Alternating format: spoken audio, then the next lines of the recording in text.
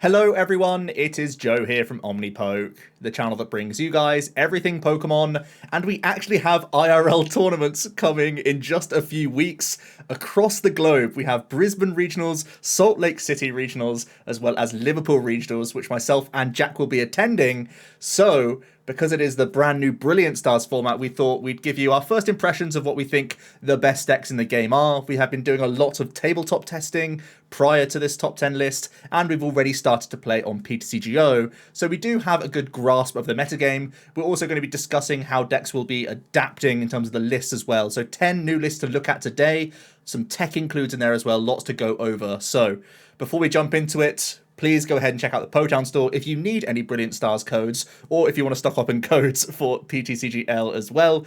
You can go ahead and use the code OmniPoke for 5% off. But let's jump into it, talking about the pre-Brilliant Stars meta. Yeah, so as you can see, Mew was absolutely dominant. I think everyone is aware of this right now. On the screen, you can see basically the Trainer Hill top 8 64 plus player event for various different decks between January the 1st and February the 24th. So this isn't the whole of the Fusion Strike meta, but it's basically the past 6 weeks. So as formats go on, decks evolve. More decks sort of get left because they're not as good. You can start to see how going into Brilliant Stars where the meta is at. On the right hand side, you can also see the limitless stats for some of these decks in terms of placement. Or how many people were playing these decks in tournaments, and in both instances, you can see that Fusion Strike Mew Genesect was head and shoulders above the rest. Win rate or top 8 rate is almost double that of Jolteon Inteleon, which is the second most popular deck, which is insane. And play rate is also almost double that. So you can kind of see the correlation there. More people are playing it, but also it is getting the wins. Jolteon Inteleon is the second most popular deck. It was kind of built as one of the best Mew counters in terms of being able to sort of Marnie path and try and capitalize on there, as well as also be pretty aggressive against some of these other one prize decks, and honestly just other Inteleon engines. That's kind of always been what Jolteon has tried to do. Duraludon is the third most winning it, or most top 8ingest deck of the past 7 or 8 weeks. This one really kind of came out of nowhere, and I think a lot of these 39 top 8s will probably, if you look back, will actually be in the past 3 or 4 weeks, to be honest. But you can see the deck has really gained popularity quite quickly, and it looks to be a really big winner going forward. It has a kind of sketchy early game right now, but it gets a lot more consistency in the next set, which is really interesting. And then we've got Gengar. We've got Gengar and Umbreon Urshi, which are both single strike variants. Again, both fairly popular archetypes, to be honest. We've got Urshifu Inteleon, which is the Rapid Strike version of Urshifu. We've got Zacian, Sableye Inteleon, some Ice Rider, all sorts mixed in there as we go down the list. And again, you can kind of compare these as to how popular these have been playing. You can kind of see some of these decks are more popular and haven't been doing as well, and some of these decks aren't as popular and have been doing well. Maybe some of these newer dark decks are sort of just appearing towards the end of the format. So yeah, this is what we're starting off with going into Brilliant Stars, and now we're going to take a look at some of the new cards that Brilliant Stars brings us. Yeah, absolutely. And I want to direct you actually to the bottom left of the screen first of all, just because this one little Manaphy card changes a lot in terms of just being an enabler for a ton of archetypes that weren't even on that previous slide. We saw Jolteon in its second place. We saw Rapid Strike Urshifu, I think it was like 5th or 6th place. And these archetypes now have an actual like answer that people can just add into their deck and substantially improve their matchup, because we have bench protection back in the game in the form of an easily searchable basic Pokemon. So the spreading archetypes that have really had a stranglehold on engines and just the meta in general, we now have license to play single prizes and use these engines freely, knowing that they're not going to sort of get wrecked in the early instances just by, turn 2 Jolteon pressure, that sort of thing. So that's huge. Internally, we get a ton of consistency cards. Luminion to search out supporters. Ultra Ball for every deck is pretty much great. Choice Belt is really interesting damage modifier as well, which may make some Pokemon specifically have big switches in terms of reaching breakpoints, which is going to be something we'll discuss throughout the video, because Choice Belt will be popping up a lot. Double Turbo Energy, very interesting, alongside Arceus V-Star as well, the flagship V-Star Pokemon. This mechanic that we're getting from Brilliant Stars gives us great consistency, gives us great energy acceleration, and Double Turbo is a thing that makes that happen. It can also be a card in Mew and a few other archetypes as well. We have some interesting sort of single prize stuff going back down to the bottom of the screen with the Mincino as a small upgrade to the Cincino engine. Bibarel, an alternate option to help you draw some cards here and there. Cynthia's Ambition, also good for single prizes. There's a ton of fire support from the set as well, with Magma Basin, Entei, Charizard. We don't think they quite make the top 10, but it is something to sort of bear in mind and maybe start building around as well. If anyone can sort of break that deck, there is a good amount of potential there. Some good tempo available and some good damage output on the Charizard, certainly. And some other interesting V-Stars like Whimsicott and Shaman. Again, ones that we'll sort of touch on today rather than go in depth with. But these are cards that you may want to familiarize yourself with as we go in to this top 10 and start thinking about how they can be performing going forward. So yeah, onto the top 10 list, and the first deck that we'll be taking a look at is Gengar VMAX. We saw that it was actually slightly more winning, I think, than the Umbreon Urshi sort of standard build over the past 6 or 7 weeks. That's because it has a fairly strong Mew matchup. It actually boasts one of the best Mew matchups in the current format. And going forward, it does gain a bit of consistency. Basically, Ultra Ball and Choice Belt are going to help the deck just generally, not necessarily with specific matchups, just being a bit more consistent, being able to reach some cooler numbers, some better breakpoints. In general, nothing specific necessarily. Well, it pushes Gmax Swallow up into 180 and also Fear Panic here and there, but like these are just good cards, not necessarily good for specific matchups. But there are sort of some worries still with this deck. You can see that it has some awkward matchups here and there already. You can see the only matchup we feel is definitely improving is going to be Ice Rider, because you're able to, they have more targets for you to deal with rather than having to go through Ice Riders consistently, because you really can struggle taking out Ice Riders in one shot. But if they're playing things like Arceuses and Suicunes and stuff like that, it's a bit easier. But the rest of the matchups, as you can see, are a little bit sketchy here and there. A lot of these will hopefully be improved a little bit by Ultra Ball, but there are a lot more one prize decks we think coming forward, basically because of Manaphy. Or one of the reasons is because of Manaphy. And you can see Rapid Melee, Surfetched, even Suicune Ludi, which can sort of pretend it's a one prize deck in a lot of instances. It really struggles with these. It really struggles to get the damage off. You need to really invest into your Gengar Vs or VMAXs, and they can then easily trade up into you, especially when you're damaging yourself with the Houndooms. So yeah, naturally it's going to be a bit difficult. Also, things like Suicune and Zapdos still seem very good. Zapdos hasn't been around for a little while, but seems to be one of the best answers at keeping tempo with these Arceus decks. And unfortunately, Gengar again gets caught in the crossfire of that. That being said, though, it's a very, very solid list. There's, we're able to boast a fairly consistent Mew matchup as long as you can get into the game. And Ultra Ball definitely does help that. We've seen sort of the difference between this build and the Urshifu and Umbreon build is that you really are trying to target down these Mew matchups. You're just trying to get 2 Gengars on the board and basically say, even without the VMAXs, Gengar is just one-shotting them, which is really, really strong.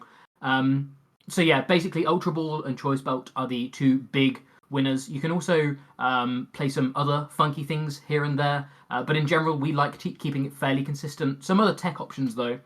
We obviously have Luminion, which helps you be a bit more consistent. You can even get rid of it with a Collapsed Stadium, which can also help heal off any Gengars that manage to take a hit, which, they're pretty tanky, so outside of weakness, you can sometimes tank a hit with them here and there. We've also seen popular builds with Arceus. I think there's a couple of content creators out there that are actually really piloting, really enjoying playing the V-Star build to kind of get over that consistency issue, as well as maybe sort of take away the reliance a little bit on the Houndooms in the early game, because you can Trinity Nova to set up Gengars, which is pretty interesting. Unfortunately, you fall into the same camp where you're still weak. You're like doubly weak to Zapdos then, which is pretty awkward. But Starbirth gets you over that line sometimes, which is really good. Or you can just add a thin Bibarel line in. I've actually seen lists with Bibarel and Houndoom, and basically that's going to be trying to get you over the line in terms of consistency, which is definitely the deck's biggest downside. I think these single strike decks are naturally still a little bit inconsistent here and there. Ultra Ball really does help them, though. I would say almost more than any other deck, to be honest. There's so many nice situations where you're very happy to just Crobat as your draw for the turn, because all you're looking for basically is Houndowers and Houndooms, and the rest of the deck kind of functions on its own. From there, you're basically looking for boss and stuff like that. Those kind of things may let you in on a bit of a secret that we're probably going to be rating the current single strike builds a little bit higher, because you don't have to find boss, you have to find Umbreon, which is a bit easier, but they have a bit of a worse Mew. So if you're really going to be targeting Mew, we think this is one of the best decks to just really like hard counter Mew, but you do still have that inconsistency issue that sometimes will mean that Mew can steal games here and there anyway. Next up, we have a bit of a surprise, I guess. Looking at the community rating Malamar Rapid Strike very high. They put it as their second best deck in the game in a poll that we did earlier today. We're only dropping it down in number 9, which is still a bit of an improvement. And looking at its matchup spread, it's very deceiving. So if your eyes are diverted straight to all the red boxes down there that have, like 20% matchups, that is very harsh on Malamar, because Cynthia's Ambition really does wide open change Malamar's damage output. It really that one additional card compared to a Bruno is a really, really big deal, especially because it's drawing cards rather than just a shuffle in as well. So you can hold some key pieces like Scoop Up Next, for example, or Shady Dealings Inteleon, and you can really make some combos happen. So I do think it is internally just like a way better deck now. And I also think Malamar was obviously very concerned about spread, and you no longer have those concerns, which I think is really good. And there are some new decks coming out in the format, mostly Arceus-based builds, which I think in general you're pretty good into, because that 280 damage threshold, surprisingly, is pretty easy for you to reach. So you're actually very happy to see Arceus decks, and not many things can say that. And other one-prize decks actually can struggle against Arceus, so this is a big bonus for Rapid Strike Malamar. So there are some good things going on here, but I still do have to look at this matchup spread and be a little bit concerned. I think things that are still certainly awkward is going to be anything playing Weezing. I think you're also very concerned about Suicune Ludicolo, where they can do some interesting quick shooting ping shenanigans on you here and there, even with Manaphy now. Committing a board space to a Manaphy is pretty awkward. It's like one less Sobble that you can be using to deal with a lot of the time, which can be an issue. And obviously, you're only playing like 2 recovery cards, so it can be something that they can target down, quick shooting on a turn, and then use your snipe pressure elsewhere, like as you go over onto different turns. So I think there's a lot that is still slightly awkward, and Duraludon is already like a 20% matchup right now, and Duraludon gets faster, which is also a little bit awkward. So our main concern about Malamar, and as you see through the top 10, there are a lot of one-prize decks that we're putting on this list. We feel like it is weak into those matchups. These other decks, like the Sirfetch'd deck right now, which is a 0% win rate but was a very low sample size, that can provide turn 1 pressure going second. Weezing can, develop Weezing turn 1 going second. So these decks are really good into other one-prize matchups, whether they go first or second, whereas Malamar can't really do that, so it's kind of just at the whim of the opponent. So really, we think it's a one-prize deck that gets a lot better, but gets beaten up by the other one-prizes that are also improving. So a bit of an up-down on it. We were actually in our tier list rating it very highly just a few weeks ago, but as we've seen more and more license for these one-prizes to have a home here, it's actually hindered Malamar quite substantially. Looking at the list, we are trying to adopt the Turfield package. I was initially quite sus of this because I wanted to just have more Great Balls. But one thing that I sort of realized that was quite nice about this is that you can sort of bank damage by using like Shady Dealing before using a Cynthia's, and just grabbing that Turfield, banking it in play. It's a -1 from hand, but it can be post Cynthia an extra card, out of your deck with the Skiploom being searched out for free. So you could potentially go up to double Turfield. I still like having just really high Rapid Strike Pokemon ratios. So I'm just at the 1 counts, because even without Turfield, like if it was prized or something, or when it gets bounced, Skiploom is still a decent card to draw because it's just damage. So I think 1 feels like a sweet spot for me. And outside of that, really loves the Cynthia's Ambition, which is kind of the big upgrade here. Just a small caveat, I know there's the sort of debate around Suicune Inteleon. We had a stream playing Suicune. We're pretty confident Inteleon's the best way to go, so just sort of take our word for it there. For tech options, if you're not necessarily a fan of the Jump Bluff build, you can go back to Old Faithful, just have extra Great Balls. So if you are the player going first, by the way, we do advise going second with the deck, you at least have extra Ball Search outs. Tower of Waters would then become your go-to stadium if you don't play Jump Bluffs. Skip Plumes, right? And Rope is also an interesting card. It can get you randomly out of Weezing spots, but you obviously don't have Tutor for this card. But also, we're not playing any Boss. We're not playing any Gust at all. And Mew certainly can do some interesting Psychic Leap plays. And in these instances where they just throw like the one Meloetta at you after like trying to like heal, for example, or the Oricorio even, you can deal for Rope and force a 2-prizer. So you can actually make their like as they're trying to ruin your prize race, you can get that back into your favor. So that could be a really interesting tech card that we haven't tried enough, really. And I think it's the reason why it's only a tech option for us is we haven't seen its effectiveness. But I am starting to think that it could be a very solid include because many people play into Malamar expecting 0 Gust whatsoever, and this could really be a late game sort of spanner in the works where you know that you've got this and it can be a win condition for you, but the opponent's not playing around it, especially in a closed deck list sort of situation. Next up, we have Arceus Ice Rider. Ice Rider was already doing okay, but it kind of was it was kind of overshadowing some of the Suicune builds just because Jolteon was pushing those down a little bit, and Ice Rider obviously doesn't have lightning weakness. And being able to add Arceus into the deck is actually really nice because it again helps your consistency here and there, but 2, it's a nice sort of setup attack for helping build your Ice Rider so you're way less reliant on Melanie, which means that you're actually able to boss when you want, which is really good. Ice Rider is a deck that has always really wanted to be able to boss turn after turn, and to be honest, if you're able to grab 3 or 4 energy in the early turns through just extra attachments and Arceus, you're able to do some really strong things with Ice Rider now with Choice Belt. So yeah, really nice. Pushing Choice Belt, pushing Max Lance into 280 means that you can then play Leon to push to 310 for Mew VMAX, but also being able to just raw KO a V-Star is a very strong or very nice prospect, to be honest, when Arceus looks to be like potentially even like 10-15% of the field, maybe even more, because it's so versatile. It can be played in almost anything. This damage threshold is going to be live in a lot of instances. We actually think the Mew matchup is also getting a little bit better because of that. Being able to one-shot on Mew is very appealing, and to be honest, kind of avoiding the obvious crazy turns that they can have. 320 is still a lot of HP for a Mew to get through. It can happen. We know it can happen, but they have to sometimes spend extra tablets on things like Arceus and stuff, which is a common theme with a lot of these Arceus decks. So yeah, being able to maybe pressure a little bit more here and there is pretty nice. You can see that some of the other matchups are a little bit awkward. Some of the one prize matchups still are a bit sketchy here and there. A lot of the time, Ice Rider is struggling to trade into them or very much overkilling them or that kind of thing. But there are definitely some interesting matchups out there, and I think some matchups that do improve with Arceus' consistency. Taking a look at the list, we have a lot of different sort of things going on, but I think it all is wrapped together quite nicely with the consistency of Arceus and Inteleon. We've got a very thin Inteleon line. Basically, we say very thin. It's actually only trimming a couple of cards, to be honest, because Inteleon is still very strong for tutoring route. You can see a lot of one-offs in the deck.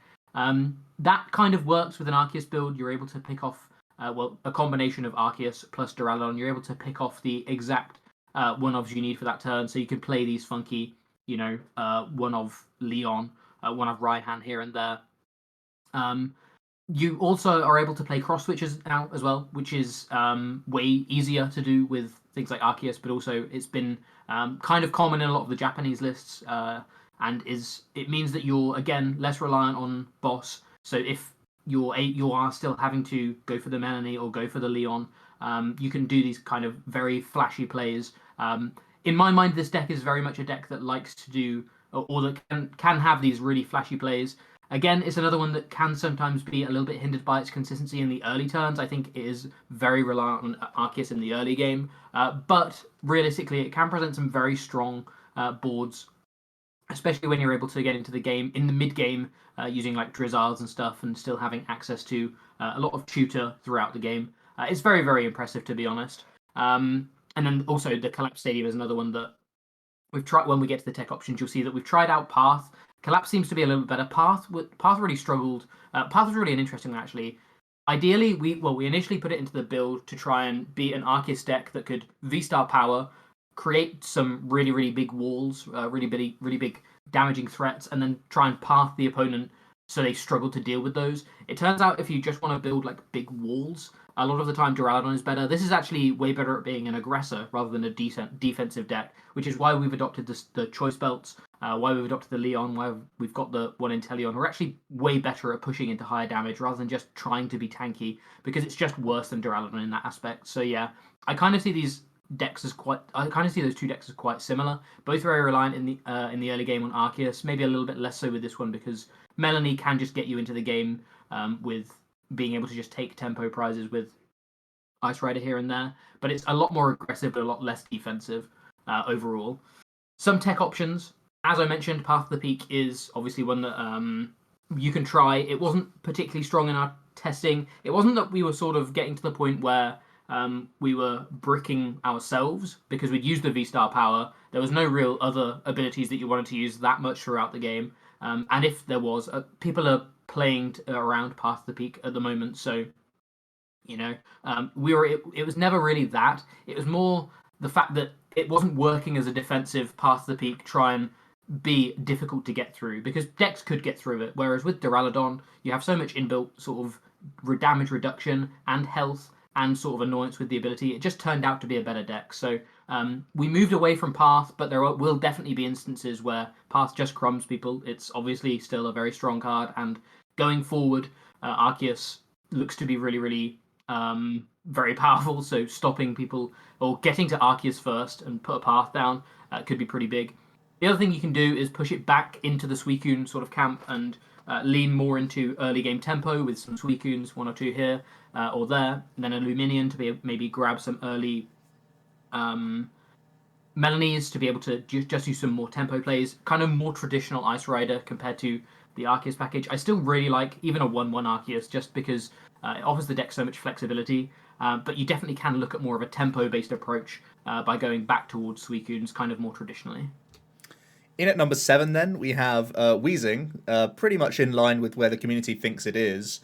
And this deck is, well, Weezing itself has been sort of adopted in the last couple of months to give the deck some game into the spread decks, actually. Trying to disrupt the Inteleon engine has been a win condition against Rapid Strike and against Jolteon, but actually it's more versatile than that. And when you look at this deck's matchup spread, like in the pre-Brilliant Stars meta, it is so appealing. It is actually absolutely insane how many like green arrows you have here. It's absolutely a very, very strong deck just on paper. And this is the format that we are expecting, when the sniping decks are more volatile and difficult to play, less safe decks. The door is open for Weezing Inteleon to really come in and be a problem. You're very decent into the single strikers because they can't Houndoom and they're very reliant on it. You're very good against a lot of the Inteleon engines. You're good into other one-prize decks because your neutralizing gas denies their engine, whether it's Inteleon or whether it's Cincino. Ironically, its Mew is like one of its hardest matchups, right? And you would think being a pure dark deck that's completely built around trying to have answers to Mew, it still can be the problem. That's just how good Mew is. So we're actually going to look at another dark deck later on the tier list, and we're basically putting that above Weezing right now because it just has a better Mew and maybe like worse against other things. But we just really think that actually seriously winning Mew is super important. But I think other than that, a matchup that isn't on the matchup spread right now is Arceus. We haven't really seen Arceus Ice Rider, Arceus Duraludon, so those matchups could be getting worse. And there's also sort of a Dark Arceus toolbox, and all of these just have really high hit points, and it's difficult for Weezing to get through, especially because your early pressure is usually just in the form of Severe Poison or just hitting with like Hoopers and whatnot. You really do twiddle your thumbs until you get to the point where Galarian Moltres is very useful, and that's not going to really work against Arceus because it's the twiddling of thumbs is just not good enough when it's a board of 2-prize Pokemon and you can't catch up as easily into 3 prizes. So that's the thing that is sort of the hidden threat here, where potentially the stats are misleading, where these could have some actual negative arrows rather than positive ones. So something to bear in mind there. But the list actually hasn't changed too much from where we have been, just because, like I said, look at that matchup spread. So appealing. Such a great reason to play this deck is that the meta we're expecting, Weezing is very, very good into it.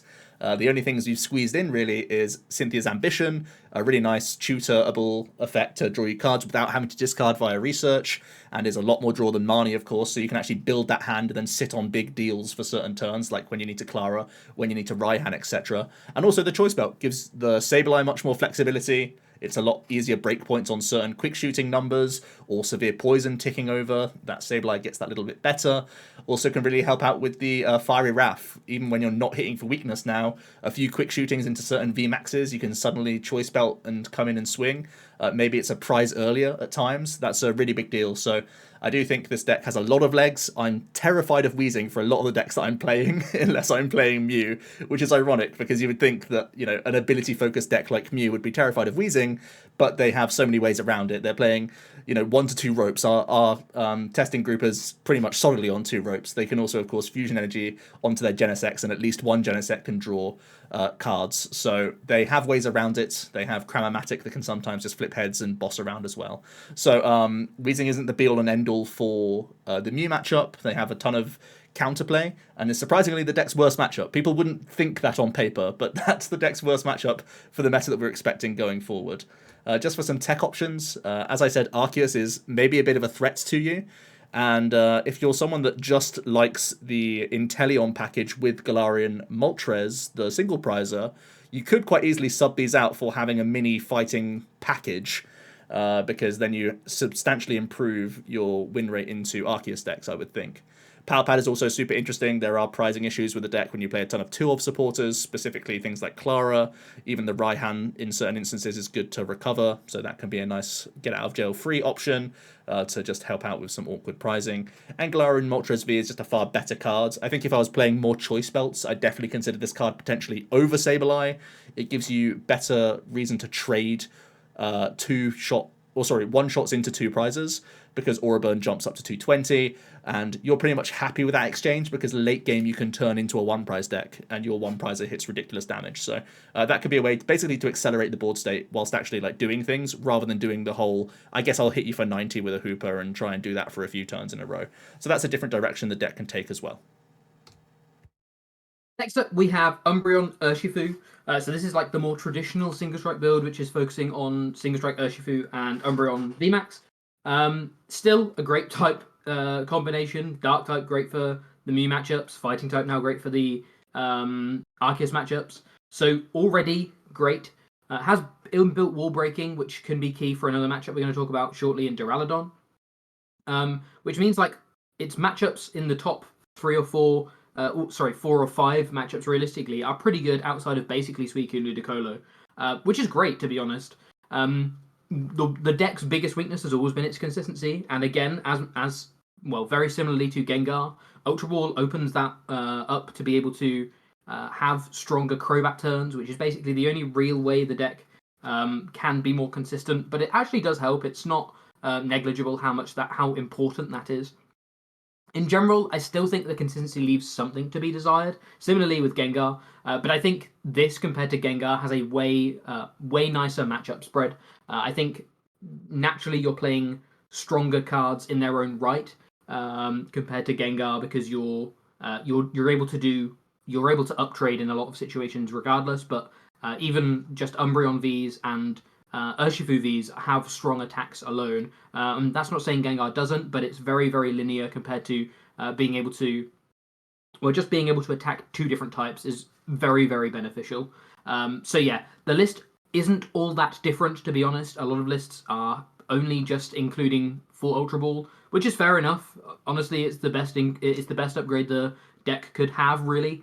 Some of these one prize decks still can be a bit awkward, but we are including the Morpeko because it's a great one prize option into those matchups. Sometimes you'll still have to use Houndours here and there, but you can sometimes just having one extra attacker can be enough to help get through some of these matchups. But also it can upgrade into a Mew with 2 Houndooms, which is somewhat important because a lot of the time they will look to jump in on your Houndooms and Houndours, which can be a little bit difficult. It's one of the matchups where they like to jump in here and there unless they're able to take big KOs. So the combination of Morpeko and Umbreon as attackers can really help in the Mew matchup. As well as leaning into that double Crobat, like I said, with the Ultra Ball, just being able to draw more cards is really important. Umbreon is still very, very good in terms of being able to Marnie plus Boss or Marnie plus Gust something up, and basically always guarantee a knockout just through the raw damage this deck has.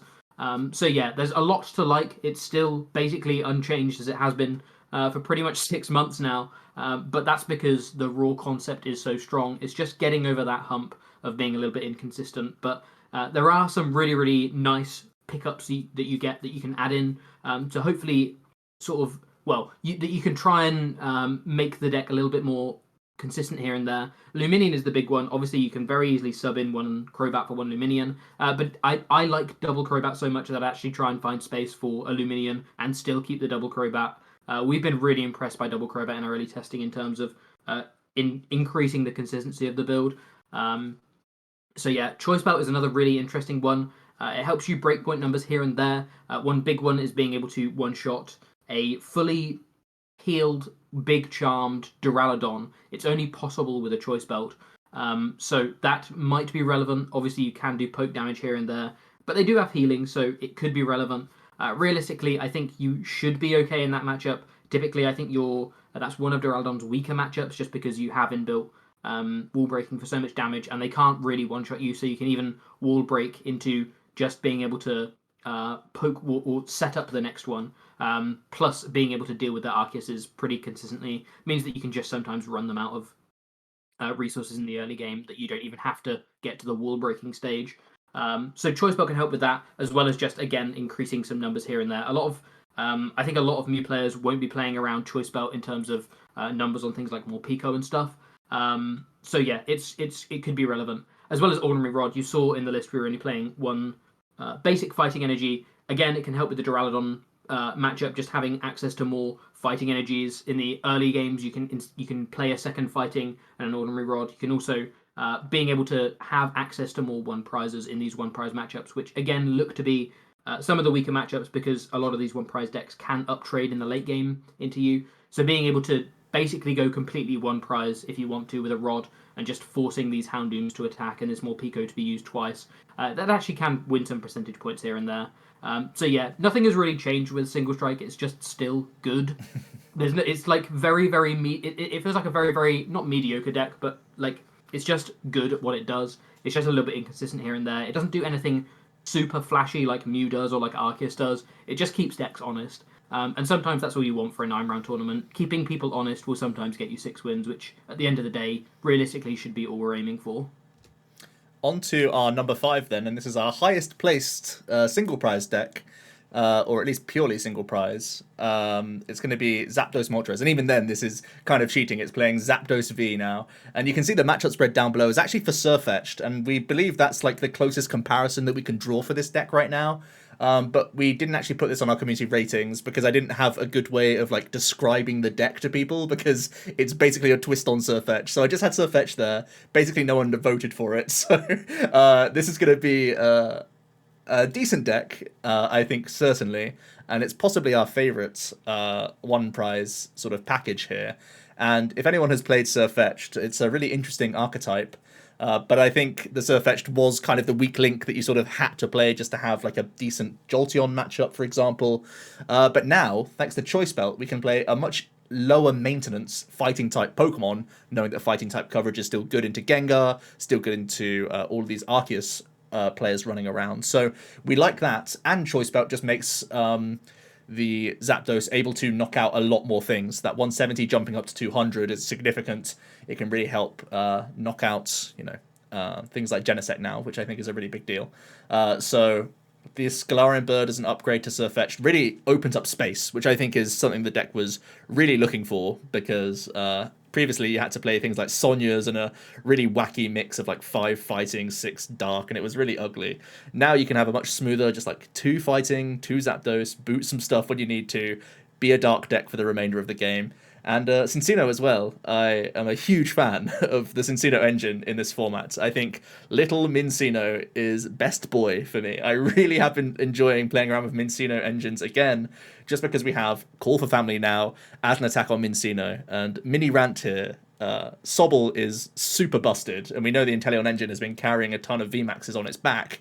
A big part of that has been the fact that you can keep calling a bunch of sobs out and just make sure that you're in the game turn 2 as long as you have, like one of your evolution outs into Drizzile, whether it's Level Ball, Incense, or Drizz. And you can do the same thing with Mincino now. You can at least be using Make Do turn 2 if you've just called out multiple Mincinos. And I think that's such a godsend for a deck like this. So I think it gains spaces in the list for consistency, and the Mincino is like a big upgrade. So let's look at the list actually. And like I said, just think about the Sirfetch'd list, take away Sirfetch'd, put in Zapdos package instead. We gain Manaphy, lovely, lovely card. We gain Echoing Horn. Well, Echoing Horn basically slides in because it makes Zapdos a more efficient attacker, right? When you put more 2 prizes into play, it then means that you're reducing the attack cost of Zapdos and giving you easier like boss targets for you as well, which I think is excellent value. Into the 1 prize matchups, you have double Hooper, double Galarian Moltres, double Clara. That's going to see you through, no doubt. You're initiating that race more often than not. You have those 5 early switch outs with those double Bird Keepers, so you can try and get that Hooper rolling quickly, take some initial prizes on some lower hit point stuff. Definitely a good thing here. And yeah, the thing that you gain out of not having to play all these silly energies now for the Sirfetch'd and the old Zapdos, the 1 prize Zapdos, you get VIP pass space, and that is really nice when you want to get multiple Mincinos down, and it means you can pay retreat into Snorlax as well pretty easily and just get that Gormandize rolling and get that big hand, because Mew very rarely punishes you just digging deep into the deck and finding Galarian Moltres, right? So very, very solid all round. I'm loving the Cincino engine, and I think this is a huge upgrade to Sirfetch'd, which was like that hidden gem of the format almost, that sort of had a flash in the pan success and didn't really replicate it, but I now think it's a much safer deck with the Manaphy and whatnot. Tech options could be that Weezing. It's almost the reverse of what we said with the Cawthorn build with Inteleon. So this is basically saying try out the Weezing engine in a Cincino build as well. Sort of copy-paste what you've seen successful with Inteleon and try Cincino now that we think it's strong. But also Marnie is a card that we're not playing any hand disruption right now. We've seen how decks can take advantage of that against Mew. And if we just had 1 Marnie, it could be a card that we could try and use here as well. Next up, we have Duraludon Arceus, and we actually think this is one of the best, or most improving decks out of Brilliant Stars, which is really, really impressive. Considering, again, it was a deck that kind of seemed to not really be that consistent and seemed to be a bit of a meme, and then it won a tournament, and then it won another, and all of a sudden it ended up being like definitely well within the top 10 decks, maybe even the top 5 decks in some sort of different statistics towards the end of the meta, and that was before you got to Starbirth. So you can see why we're already very interested in this deck. Look at the matchup spread. It's got 50-50s across the board. Great matchups into some of the 1 prize decks. And the 2 matchups that seemed weaker are improving, we feel, because you're actually presenting a lot more tempo in the game now that you get to use Arceus. So, in general, you can see why we're really quite impressed by this deck.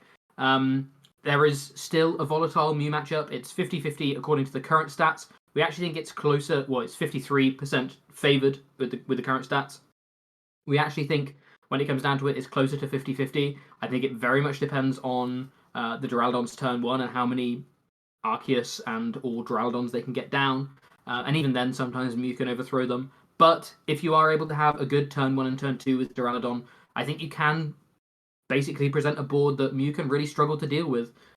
If they don't spend their powers in the right places, or if they have to spend too many trying to get through an Arceus or move their, or well, attach their energy in slightly awkward places, all of a sudden they can really be capped as to how much damage they're doing into Duraludon. And even 1 Duraludon VMAX can sometimes be enough to try and sort of push them out of the game. Obviously, this is a deck that can really struggle or be quite easily countered by some tech includes here and there, ways to wall break. extra basic energy, Echoing Horn are all obviously ways that will help this kind of deck, help against this kind of deck. But realistically, none of those are particularly good cards in their own right in a lot of instances. There's only one deck I can really think of that wants to play some of these cards anyway. So because of that, again, it looks like we're in a position where Duraludon Arceus has a great matchup spread. It looks to be a little bit awkward to tech against, and it boasts at least a 50-50 Mew. In my personal testing, I actually think it is slightly favoured for the Duraludon Arceus player if they have a lot of Mew experience and are able to do decent things with their early turns. I think you can really push Mew into a very awkward corner. But, that's not necessarily...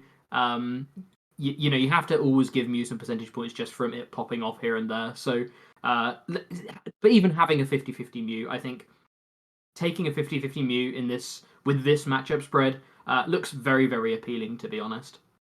The list itself, we are really excited about triple Hyper Potion and triple Big Charm to really try and leverage that Mew matchup, force these powers out of them, force more draws out of them in the early game, so that hopefully when we do develop a VMAX, they don't have enough damage to be able to close out the game once they've been able to take the first early prizes. Other than that, it's just trying to make the deck as consistent as possible, trying to make sure we have as many ball outs as possible, quick balls, ultra balls, to get multiple basics down, to be able to find our V-Star to get into the game. A lot of the time, after sort of turn 3, you still are on a bit of a clock, so you want to be bossing every turn, so you have to be very, very happy with your setup, and because of that, really limiting the amount of one-offs and tech includes here and there seems to be important, just to be able to guarantee that you're able to just get into the game and then initiate bosses orders, crystal caves, hyperpots every turn. Being able to double turbo in the late game as well is a huge upgrade because you don't need to slowly attach to be able to hyperpot. You're able to turbo your attachments in the early game now with Arceus, which is great, but then you can just use extra double turbos in the late game as free heals, which turns out to be very, very strong. So in both aspects, you're able to accelerate energy more, but also being able to have additional heals can definitely be the breakpoint between winning and losing games. It's definitely a very, very tanky deck, and it's another deck that it feels like really will keep decks honest, because 360 HP even once can be quite a lot, but there are definitely instances where you have to do that twice, and some decks just cannot do that. Onto some tech includes. Choice Belt is an interesting one that we've been playing around with. It helps with certain numbers here and there, but it does definitely feel to us that in the similar way that the Ice Rider build felt like a better aggressor, this feels like a better defensive build, and as such, we've focused more on the big charms rather than the Choice Belts. But still, Choice Belt can definitely help some numbers here and there and try and accelerate that game plan, as well as make Arceus a bit more of a threat in the early game to keep decks honest and start that race a little bit earlier. Yell Towel and other healing options are obviously available. We've just said how important it is to try and make sure your opponent can't get through the Duraludons, so Yell Towels are currently being played. The only sort of downside to these is, again, they're not helping too much in the early game, which is our sort of biggest fear. That's where you can look at things like Poker Gear. Poker Gear is a really interesting one. Basically, the only supporters you want in the deck or in the early turns are Marnies and Research, outside of one spicy single strike mustard that you can play. Obviously, in combination with Arceus V-Star, you can build these mustard hands a lot easier. And actually, it's been a lot more successful than I initially expected, to be honest. And even not as just a flashy, I got to use the cool mustard combo, it cheats out a Duraludon, which actually can be, again, another difficult thing to do, because at some point you're going to have these two prizes on your bench that are vulnerable to Gust, even with the ability and the Big Charm. They're vulnerable to Gust, whereas single strike mustarding on a VMAX to the bench means you are way tankier, which is really nice. But yeah, just quickly back onto the Poke Gears as well. Like I say, you basically only want Researchers and Marnies in the early turns, so you can only we're playing high counts of those. The best we can do is just try and make them more live, which is kind of it kind of sucks, but also in the late game they also convert into bosses as well. So it's a really weird situation where you can't the game is a finite amount of turns. You don't have tutor really after like turn 2 because you don't want to put my Arceus down. You just want the good supporters. You can't do this funky sort of Leon stuff or Melanie stuff or any of these one-off supporters outside of like a Raihan here and there. So just poker gearing for the right supporters is often good enough. So yeah, it's a really interesting deck. I think there's a lot of legs to it. I think the Mew matchup, like we said, is a bit of a worrisome one still, but I think it is definitely winnable. And if you take out Mew, that little Mew fraction, and look at the rest of the matchup spread, it looks really, really strong, especially with all of these one prize decks trying to counter Mew. They just don't have the legs to be able to get through 360 HP, sometimes even once, but let alone twice. Into number 3 then, and we think it's a big return of Suicune Ludicolo. The community aren't quite on board just yet, but do bear in mind that Suicune was certainly like a big presence until the wave of Jolteon came. Jolteon really picked up massively in the previous format and really, established itself as a very popular deck. And Suicune previously had a horrific matchup with not only weakness but also such reliance on the Inteleon engine that Jolteon basically feasted on it and was easily the worst matchup possible. But now, Jolteon, there's far less reason to play Jolteon with so many Manaphy's being put into lists and so many fighting type Pokemon around, just random Zapdoses here and there, in decks because Arceus is a card. Arceus in general is very difficult for Jolteon to deal with as well because it's such a high hit point 2 prize Pokemon. It's a lot for them to churn through whilst it's putting out constant pressure and constant threats. So Jolteon feels a lot less safe in the game, which then opens up Suicune to have a much safer matchup spread. You can see there's some 70%, some 80% here and there, which is really nice. Very, very punishing for the single strike players out there. Both Gengar and Umbreon are really going to suffer, and I think the percentage points actually get even better because you get choice belts, so you have so much capacity to one-shot here. Your opponent can't basically ever play around your damage output with the Rondo, even with limiting their bench. That's just not going to cut it. You can see it's decent into at least Rapid Strike Mally. It has a 0% Surf Fetch, but I think there is a very low sample size, so I think that's probably a winnable game, especially when you can be fairly one prize focus yourself and try and have good tempo, potentially even with just early Rondo to just knock out some early basics. That could be very reasonable for you. I do think Weezing is a bit of a problem, maybe the scariest one prize deck you can come into. But I do think the big green arrow, and the one that I think is most relevant, is that Mew was below 50-50, and Choice Belt potentially pushes that up towards at least that 50-50 margin, maybe even higher. It's a risky thing to say because Mew is crazy. But the damage output just means that Mew basically has no hope of playing around you anymore. And I think previously it was here and there possible for them to make potentially even some Psychic Leap plays where they remove a Pokemon, then have a turn where they can punch bag with other stuff and get back into the game. But I think it's far less capable of doing so now with this damage mod. And that's really the main change we've made here. We've tried to stay to the roots of the deck and keep it as it has been. And really, it's just the Manaphy that comes in. I think even if you don't expect many spread decks, I would still just put the Manaphy in because I'd hate to see a Rapid Strike Urshi or that Jolteon. Play that by ear. It could be a space for you, and that's always a good thing. But I actually think the card is relevant anyway because against single prize decks, you can just do the one attachment of Water Energy, 20 damage, and then you can Enthusiastic Dance to 120. That's an additional single prize Pokemon. So I keep it in the list because it's actually good into one prize matchups because it makes Ludicolo a usable card, essentially. Because normally, if you want to have a good time into these one prize decks, you would have to Raihan onto your Shady Dealings Inteleon to make Aqua Bullet plays and try and combine this with like Nets and Quick Shooting. But now the Manaphy provides an additional one prize attacking Pokemon for you, which I think is really cool. So I definitely keep the card. I think it's also just, you have so many single prize Pokemon that you can lead now. You have 8. It means that you don't necessarily need to lead a Suicune, and you can try and be a one prize deck until you need to come in with Suicune and get some big uptrade plays going. So I think that's a really nice thing to bear in mind.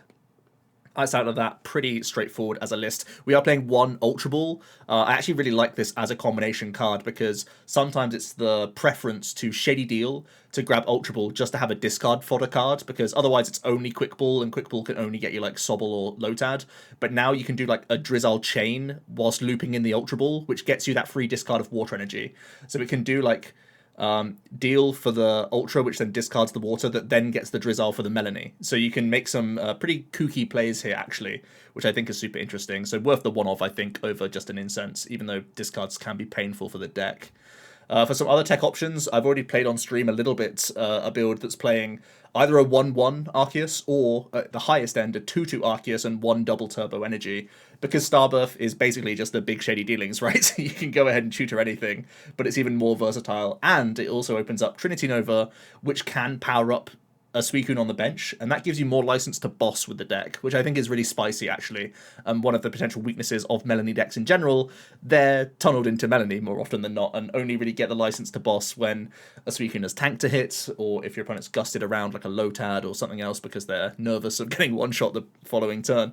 So having energy established on board then just sets you up for a boss game plan potentially in those matchups where you need it. So I think that's pretty interesting.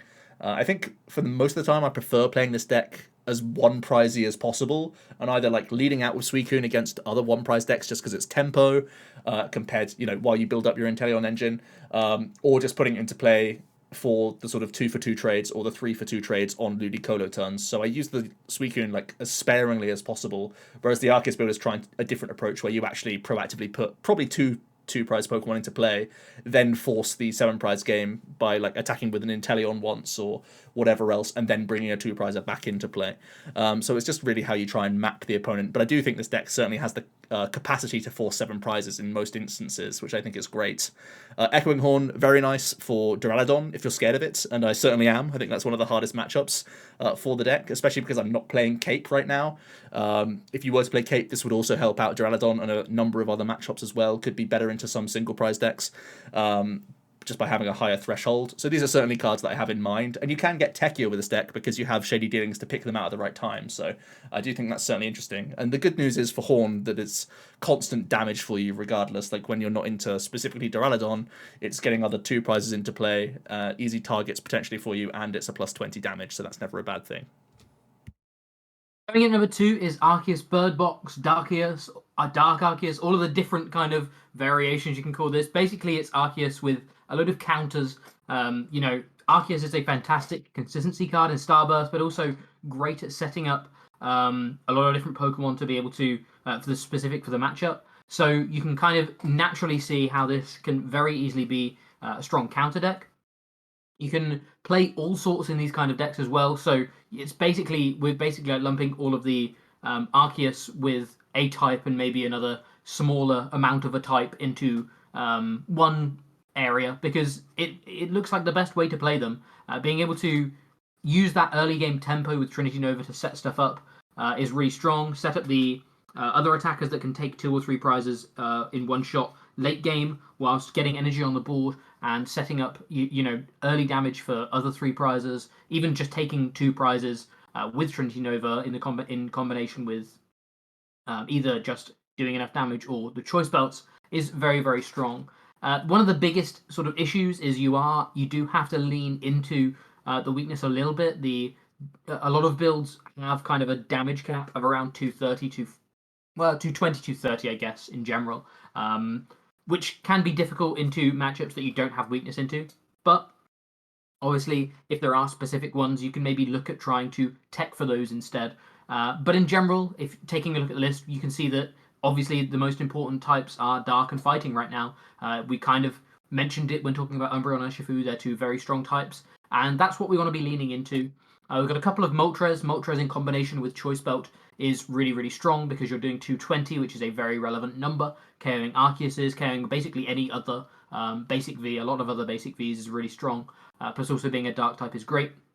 That in combination with Ultra Ball helps you discard Dark Energy to be able to use Dire Flame Wings in the early turns as well, which when we only had Quick Ball and Research as our early outs, if you were going first, really struggled to actually get the Dark Energy into the bin. Now we have 4 more outs to getting those into the bin, which means that you can be attaching to an Arceus for turn, but also powering up a Moltres with the ability so that you at least have an attacker turn too. We've got a couple of Hooper as well. Hooper is great into the single strike matchup, but also just being able to have more dark Pokemon to accelerate energy to. Moltres are really good at self-accelerating, so you can kind of get a Moltres on the board, a Hooper on the board, use Arceus, attach 2 energy to a Moltres, 2 energy to a Hooper, 1 to a Moltres, and basically have 2 attackers set up, because whatever you do, you're going to be in a position where you can hopefully attach 1 energy per turn and be able to set up an attacker from there, which is very strong.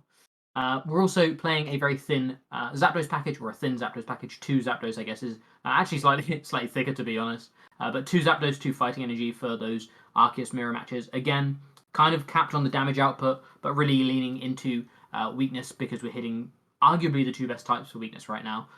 So yeah, Zapdos is really good for keeping tempo. We don't think it really you don't really overtake opponents playing Arceus with the tempo. But you are able to at least match their tempo realistically, which is very strong. And also going first, it can be a great way to be able to have an early KO whilst being able to set it or start attaching to a Moltres and stuff. You can see that we're playing the E-Switch, you can see that we're playing the double turbos, you can see that we're playing the right hand, so you do have license to be able to attach to a Zapdos going second turn 1, to take a quick KO, and still be able to attach to a Moltres and build up an Arceus the following turn from nothing. So yeah, you are warranted to do that in a build like this, which is cool. We're playing a heavy Mew or Celebrations Mew engine. Another somewhat issue with the deck can sometimes be its Mew matchup in terms of if they're able to just take 2 prizes into 2 prizes into 2 prizes. So we really want to force them to take that 1 prize. So pushing Mew into the active is really important, as well as just being able to be a bit more consistent, be able to find these Ultra Balls, find these Quick Balls in the early turns to initiate these Dire Flame wing plays is really important. The one Zigzagoon is also really nice for pushing Arceus up into 220 range, which honestly is just great numbers. It hits. I said how many Vs it hits with Moltres, but being able to do that with Choice Belt plus Zigzagoon is also very important. It means that the detriment from Double Turbo is a little bit less painful. And other than that, the list is pretty simple. We've got a lot of energy cards to be able to accelerate with Trinity Nova.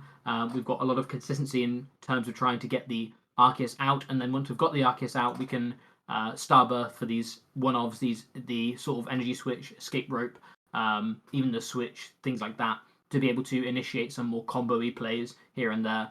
So yeah, it's kind of this list where you're really leaning into Arceus again. It's a lot. We've said it in a lot of matchups or in a lot of decks, but Arceus is a very strong card, and this kind of looks to be the best way to piece together combos for specific matchups for taking out weaknesses. Tech-wise, the field is really wide open to you in general, but some of our favorites are the Baby Galarian Moltres package for the Mew matchup.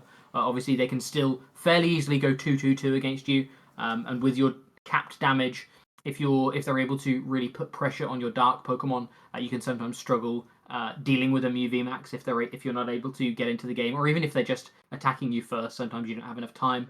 So being able to swing that back late game with Galarian Moltres and even maybe a Clara here and there is very important. Dunsparce is another one that you can play around with if you're scared of some of these fighting decks or just Zapdos in general.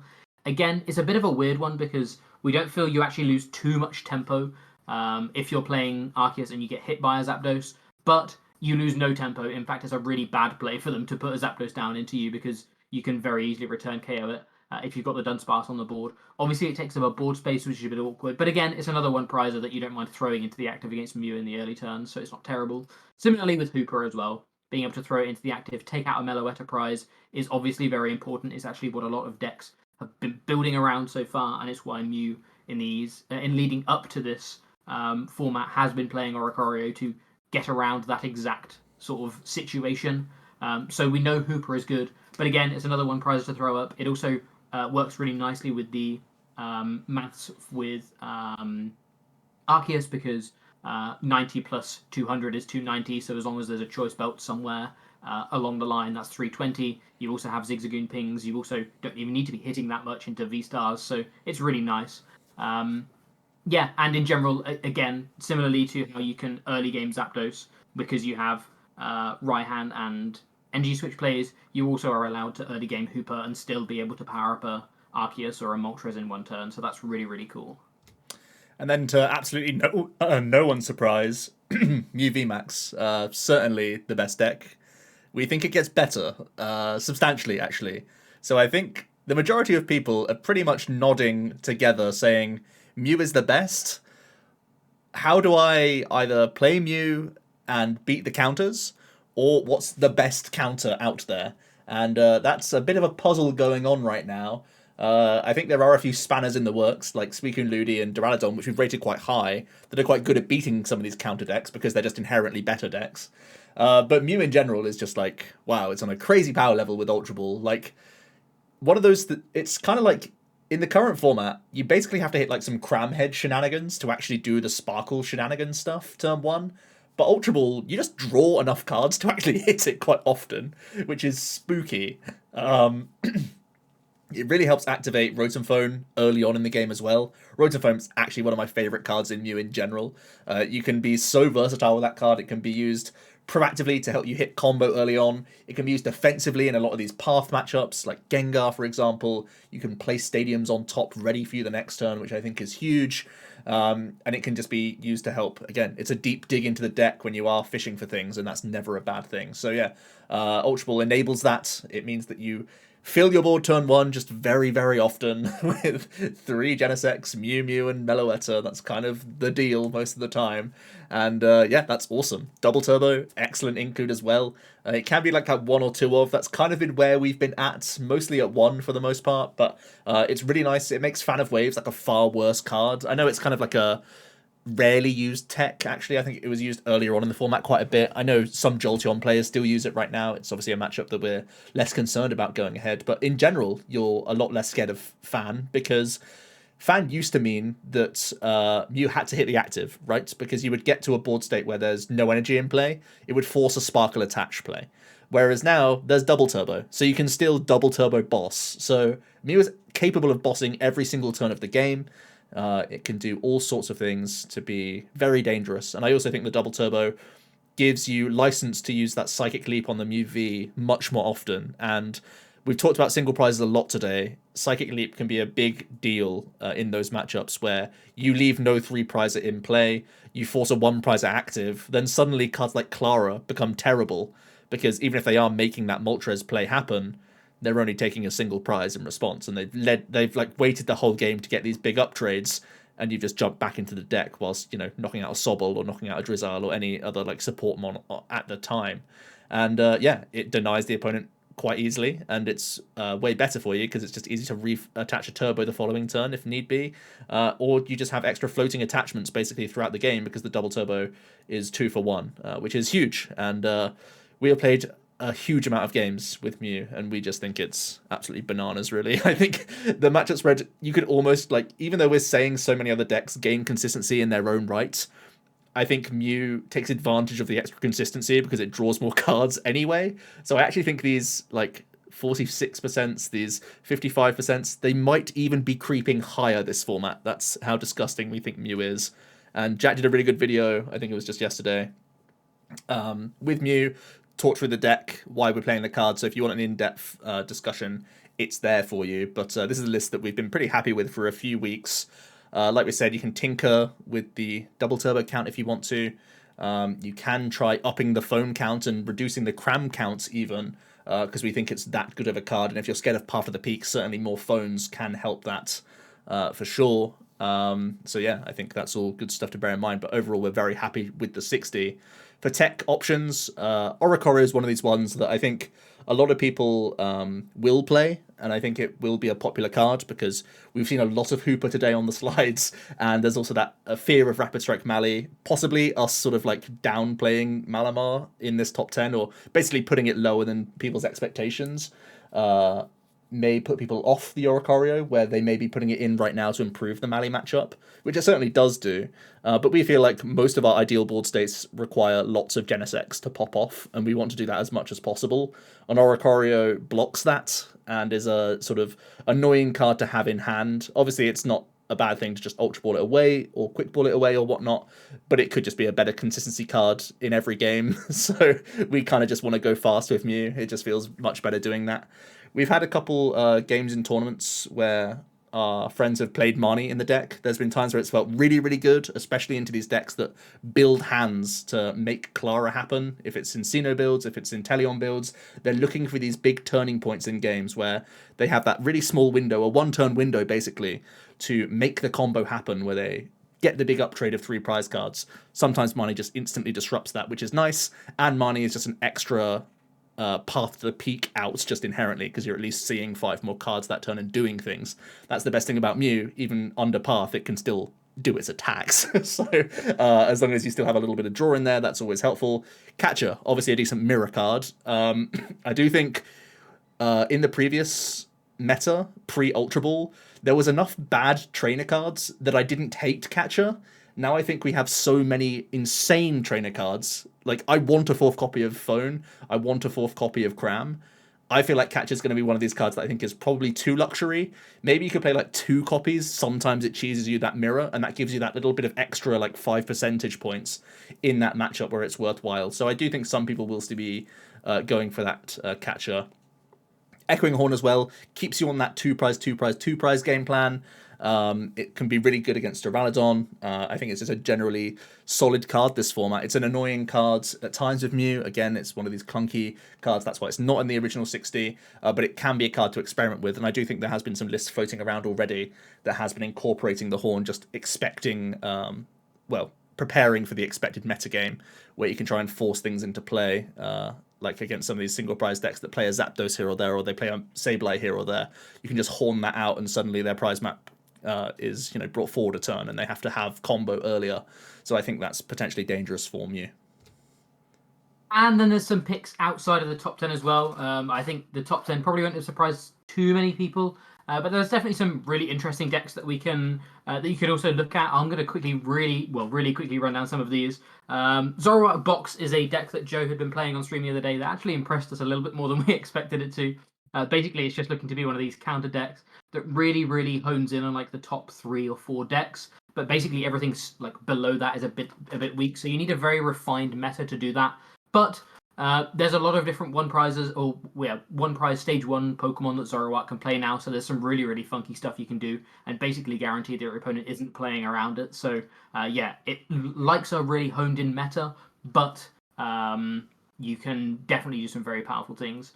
Mad Party is another one prize deck that we're actually a little bit less of a fan of, but obviously there's a lot of community hype behind it. I've actually played against this a couple of times now, and it still feels like it just can't get into the game quick enough against some of these big tanky decks, and even some of those big tanky decks still out tank it, which is quite funny. But with having access to more ways to discard your Pokemon, as well as stronger Crobats and Numinions and Collapse Stadium to get rid of those, and some extra energy, it actually does gain a lot from this set. So definitely one to try out if you were a fan of Mad Party back in the day.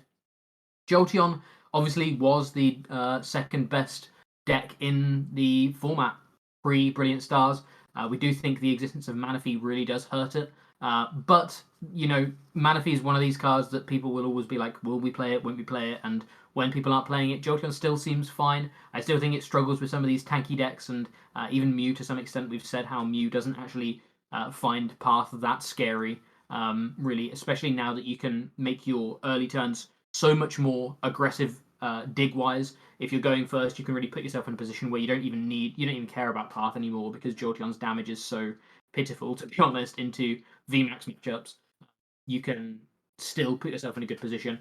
But Jolteon can definitely really punish some of these one prize matchups if they decide to omit Manaphy. I don't think they should, but if they do, it really could have a field day, to be honest. Shadow Rider's another one.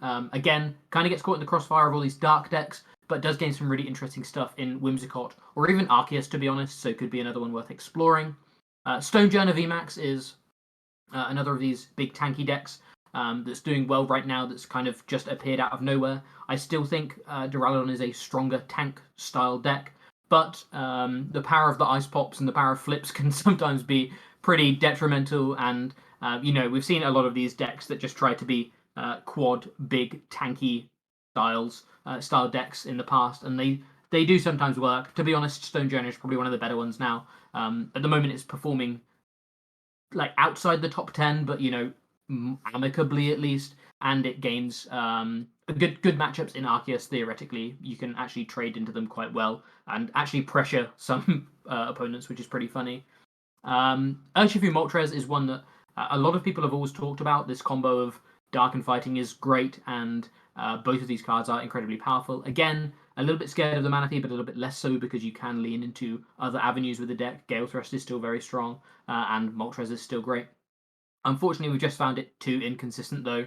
I think having a Zapdos package in a Moltres deck is better than trying to build around Urshifu. It's a deck that I think on paper seems very, very strong, and Joe and I both seemed very interested in it early on, but it didn't take too many games for us to feel like it was just less consistent than like an Arceus build that played as a Zapdos package. You lose out on the sniping, but you just gain so many percentage points in being able to get into the game, and also just doing 200 and setting up your attackers is still really strong. So it felt like there was just too much going on in our early testing. But it's one of these decks where if you run hot on the day, it honestly is very, very powerful. Sylveon is another of these where it gains Arceus, and it's one of its scariest points was always its consistency. So Arceus helps the deck out there. Again, it's another of these counter decks that tries to really hone in on specific matchups and specific typings, but Arceus lets you get into the game a bit more, which is cool. And then finally, Togekiss and I guess other controls style variants are ones that you can definitely play around with. There's some very interesting control pieces in the set. We prefer Togekiss a little bit to control just because you can theoretically set up unwinnable board states realistically if you're able to just consistently jump into the deck with Eldegoss turn after turn while Cheryling or whatever.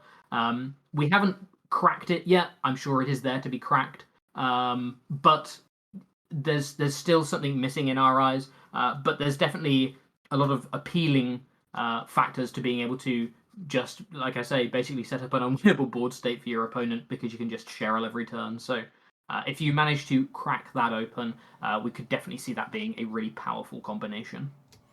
And that's it. That's a ton of information being thrown at you guys. That's, like over a month of our testing and where it's got to. And even, as we've built towards PTGO, we just are able to grind so many games. Our tester group is able to do that. And that's, I think, some curveballs in there as well, from what I can tell so far.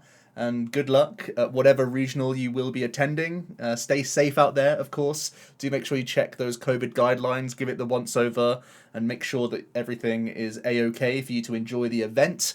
There's a ton more archetypes out there that we still need to explore. I think that's the most fun thing about Brilliant Stars is that it's given us so many engines. Like, we've got Bibarel to try out, we've got Arceus to try out, we've got Cincino now with the new Mincino, we've got Inteleon. So there's like so many engines that we need to test and retest with basically every deck that I'm sure we've missed things and there's still things to uncover. So even though we've rambled on for over an hour here, I think there's still lots to discuss. We didn't even talk about Fire today and what our favourite way to play it is, etc. So I'm sure things will come to light. I'm super excited and nervous to see the results of Brisbane, honestly, because that will potentially be an influencer for Salt Lake, which will then be an influencer for Liverpool, which myself and Jack will be attending. And it's been so long, we want to get back in and make a splash at Liverpool, no doubts. But really enjoyed making this. We're doing daily content. We're trying to stream 4 days a week now as of next week, where me and Jack are going to alternate days. So hopefully we still have a life between us, but we're also giving you guys a ton of content to be watching. So we're really excited to be ramping up the content as IRL is coming back. Oh, I'm so ready for it. That's enough rambling for today, though, guys. We will see you in another one tomorrow. Cheers.